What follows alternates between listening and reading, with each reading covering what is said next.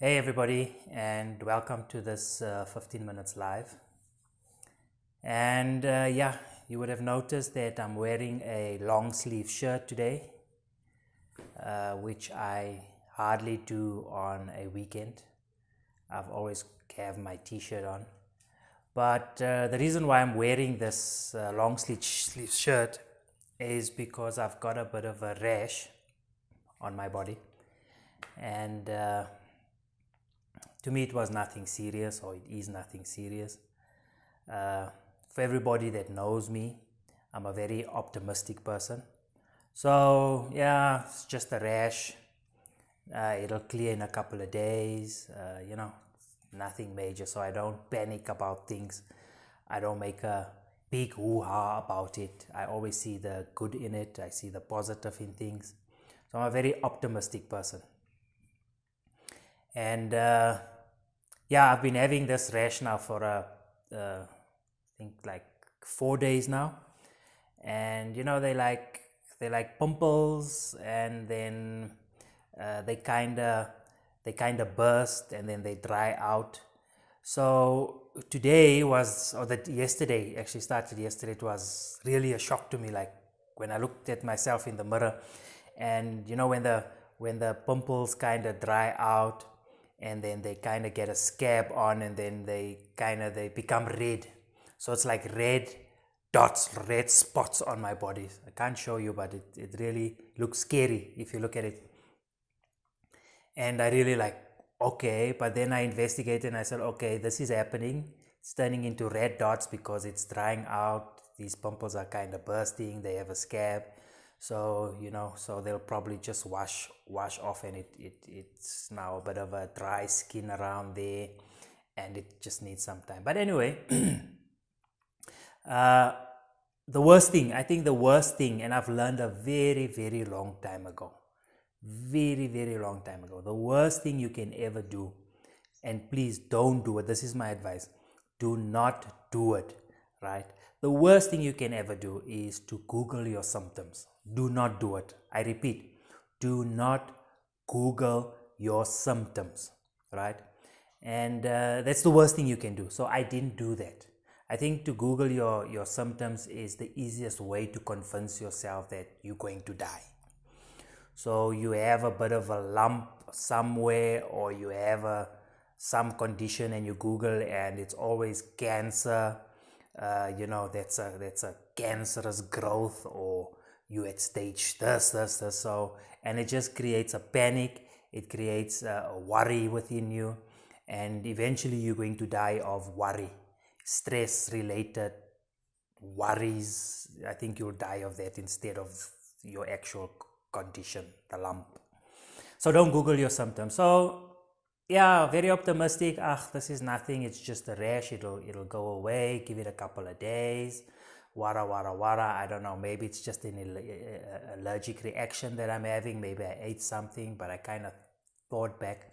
Did I come in contact with anyone? Did I eat something? And the last 3-4 days, I couldn't think that I've done anything out of the ordinary. But anyway, it is what it is. So I was very okay with it, and I'm just waiting for it to pass. But friends, family, my wife, the kids, everybody, no, you must go to the doctor. You need to go see the doctor. You must go to the doctor. Go to the doctor. And my mother phoned me this morning. Yeah, you need to go to the doctor. If it's the chicken pox, it's not healthy for an adult to have the chicken pox. And if it becomes internal, which I don't understand, do you get internal chicken pox? Yeah, if it becomes internal, it could be dangerous for an adult. Blah, blah. You need to get to the doctor. Okay, everybody's on my case. I need to get to the doctor. Now, I'll tell you what my opinion of a doctor is. Number one, the doctors of today, I don't trust. To be honest with you, I don't trust the doctors of the day. The level of education, especially in our country, I just think it's just poor. I think there's just so many things happening. Doctors don't know. Doctors don't have a clue what's happening. I just don't trust. To be honest with you, I don't trust doctors. But anyway, that's just me. I've heard many stories. People going in with a plaque on their tooth and they never made it out of the hospital. I mean, that's not just a silly example. But anyway, I've heard many stories that doctors administer medicine and they unsure. There's just too much going on, too much diseases, too much famine. Doctors are just, they don't know. It's trial and error as it goes. Very few doctors today know what they're doing. But anyway, I just don't trust doctors. The other day we took the dog to the vet. The dog was fine. It was a puppy. The dog was fine. No problems with the dog. We just got the dog as a gift for my daughter. And then the ladies decided we need to take the dog for vaccination. And they took the dog. The dog got an injection, vaccination injection. And then 2 days later, the dog was sick. I don't know what happened. Was it the vaccination? I don't know what happened. The dog was sick. And then we took the dog back to the vet. And my daughter said, no, please don't, let's not take it back to the same veterinary clinic. Please, daddy, let's take her to another vet. My daughter was unhappy. So we went to the SPCA. They didn't have a doctor. They recommended a vet. We phoned the vet. They were closed. We had no option but to go back to this veterinary clinic. We went there. They put some white stuff in the dog's mouth. They gave the dog another injection. The dog wasn't well. And 3 days, 4 days later, we took the dog back. They gave the dog another injection, and on the way home, the dog died. However, the siblings for this puppy, the siblings are all fine. They never went for vaccinations. They never went for any whatever. They fine. The puppy that went for vaccination died. So once again, I don't trust. Anyway, but everybody's on my case, so I went to the doctor. And he had a look, and he looked at it and he says, oh, no, don't worry, this is nothing serious. This is, the big words they use, the medical terms for this is this and this and this and that. And he takes out a book, he pages through the book, and he shows me a picture of a naked woman that's got all these spots on her body, same like mine, it looks the same. And naked breast, and I'm thinking, okay. But anyway, he shows me these pictures and he shows me, there's no known cause for this. This is the name of it. There's no known cause for it. All I can do is like give you some cream to put on for the itching. Here's some tablets, take some Allergex, blah, blah, blah, blah. Give it a few days, it'll clear on its own. So, okay, good and well, exactly what I thought. Blah, blah, blah, blah, blah, blah, blah. So, yeah, so I think today we only go to the doctor for a peace of mind. You just want. So I knew, I knew this is nothing. It's just a rash. It's gonna pass on its own. It'll go past, whatever. I knew that, but the family and friends kind of put some doubt in my mind. And I thought, okay, maybe I should go, blah, blah, blah, I don't know. And then, yes, I went. So I just paid the doctor for peace of mind. It's like insurance policy, you just want to know that you are covered.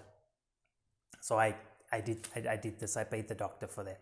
So yeah, I've got this peace of mind. It's nothing. It's going to pass. It will take a couple of days, blah, blah, blah, blah, blah. But anyway, I'm rambling on about that.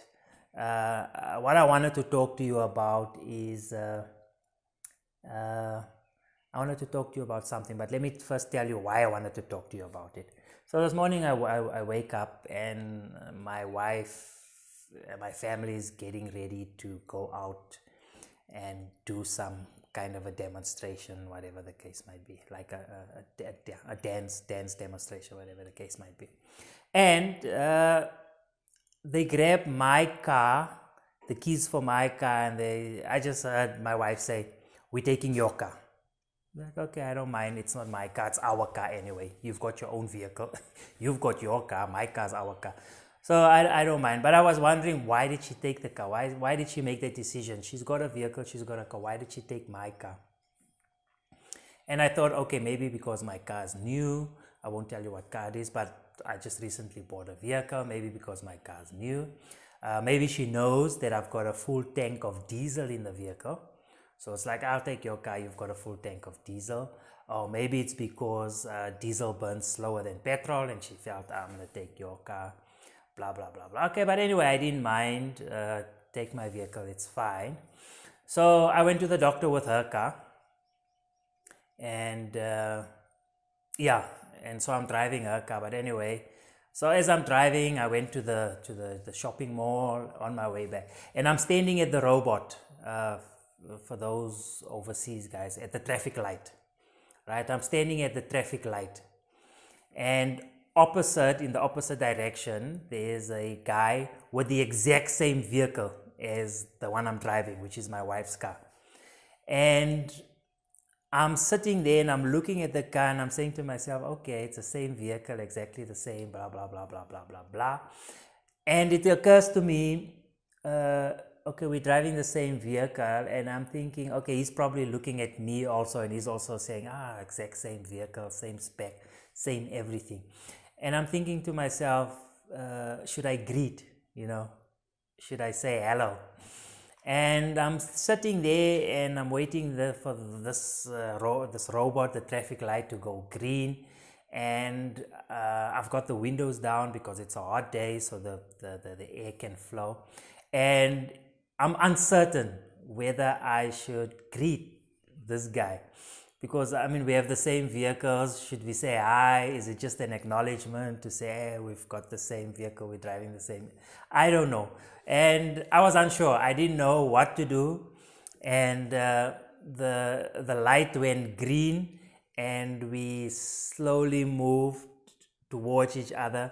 And I was uncertain. I was in doubt whether I should greet. And I kind of leaned a bit out of the open window, and I was looking at him. And as he came, he was like leaning on his side, also to almost through the open window. And we looked at each other, and I lifted my hand, and he gave me a bit of a hooter, tit, tit, tit, tit, as an acknowledgement. So yeah, that 2 seconds that we passed one another, it's like, but he was also unsure. I could see he was also leaning out, and he was looking, and he was a bit unsure, and he was waiting on me. I was waiting on him, but we made eye contact, and I thought, okay, let me lift my hand. And then he gave me a hooter and like an acknowledgement to say, okay, how's it, we're driving the same car. So I don't know, do you actually greet or acknowledge someone that's driving the same car as you? Does it say anything about you?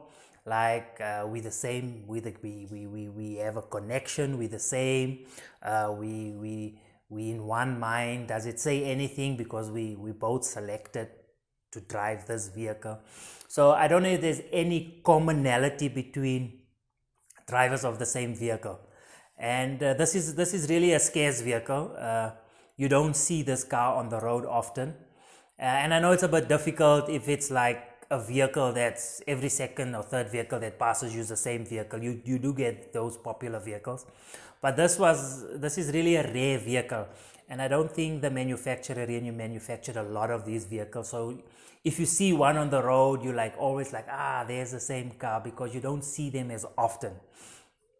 So I think it's proper to acknowledge and to greet, because you'll share some common thing, and I think it's just proper to do that. And there's a lot of things that bind people together, a lot of common personalities, a lot of common traits. There's a lot of you have professional bodies that they have the same profession, so that binds them. So why can't a vehicle bind us? Why can't we be bound by this commonality? But the one thing I want to say is, when in doubt, right? When you're in doubt, I think do it anyway. If you have doubt about whether I should do something, and just do it anyway, because I mean, you have nothing to lose. You know what I'm saying? There's nothing to lose saying hi, and the person doesn't acknowledge it. You don't lose anything. You just kind of reach your hand out, they didn't take your hand. So anyway, nothing to lose. But then they also say that a person that's got nothing to lose is a very dangerous person. Don't mess with someone that's got nothing to lose. So I don't think having nothing to lose is a motivation at all. I think having anything to gain is the motivation, but having nothing to lose doesn't serve any motivation, doesn't drive you more. I think it's what you are able to gain. That is the drive. That is the driving force that drives people.